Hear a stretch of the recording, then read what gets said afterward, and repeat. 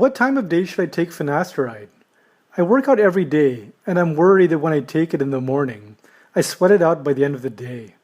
Is that even possible? Thank you for your question. You're asking an interesting question which actually has been asked of me in my practice. You're asking what is the best time of the day to take finasteride, and that you're concerned that if you take it in the beginning of the day, that since you work out, you may sweat the drug out, and then you follow that up with asking, is that even possible? Well, I can certainly share with you how I guide my patients who I prescribe finasteride for. A little bit of background: I'm a board-certified cosmetic surgeon and fellowship-trained oculofacial, plastic, and reconstructive surgeon. I've been in practice in Manhattan, Long Island for over 20 years.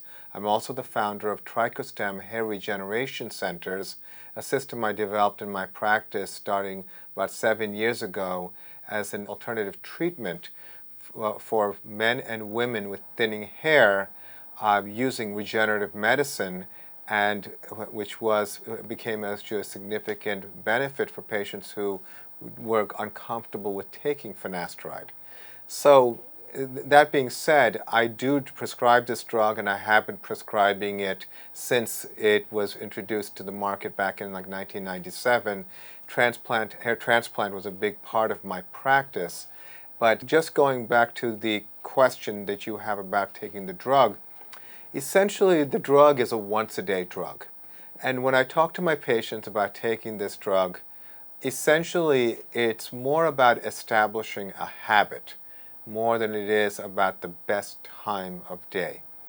And the reason is that, interestingly, studies done on compliance with this drug, with men continuously taking the drug daily, has shown a precipitous drop in the second year after taking the drug daily. For a variety of reasons, close to 50% of men will stop taking the drug in year number 2. And when we do our medical histories on our patients, very often people will say that I took the drug for a while, and then they'll say that I'm not sure if it was working or not, or I wasn't sure if I wasn't feeling right about how the drug might have been affecting me. I thought I might have some side effects. And so essentially, physiologically speaking, you don't have to be concerned about what the drug would do in terms of sweating. It may give you some peace of mind then to, rather than take it once a day, take it once before you go to sleep. And that way you have no issues about working out and sweating. But really it's more about taking the drug on a regular, consistent basis. A lot of times, right now, there's a lot of concerns about long-term sexual side effects. Practically speaking, in my own practice and in the general community, hair loss treating community, sexual side effects long-term has not really been something that we generally have experienced with our patients. Patients have mentioned sexual side effects and have stopped taking the drug. Less than 2% in my own practice, and it's consistent with the original studies about finasteride, where the active drug group as well as the placebo group both had about less than 2% having sexual side effects, which makes you also at least inquire as to the perception. A lot of times what I find is patients won't factor in lack of sleep, exercise, diet, and other physiologic issues, and will often see a cause-effect relationship between a drug and how they feel. Now, that being said, we have certainly plenty of patients who have been on the drug for over 15 plus years. And when we treat our patients with hair regeneration, many come because they don't want to take finasteride or they can't take finasteride. And we've been able to establish with hair regeneration the ability to stimulate growth of hair that isn't growing, stopping progression, thickening of thinning hairs, essentially prolonging the existing growth cycles, but instead of hair thinning, hair gets thicker, and that's without finasteride. And for 99% of our male and female patients, this is without any other pharmaceutical benefit.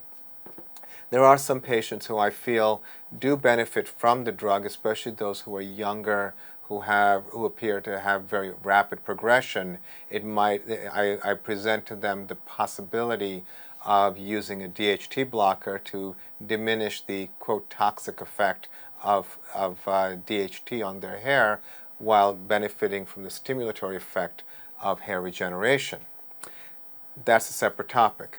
Again, the drug itself is absorbed by your body, goes into your circulation, and goes to where the DHT would be blocked, and is blocking specifically an enzyme called 5-alpha reductase. It's not likely that you will be sweating it out.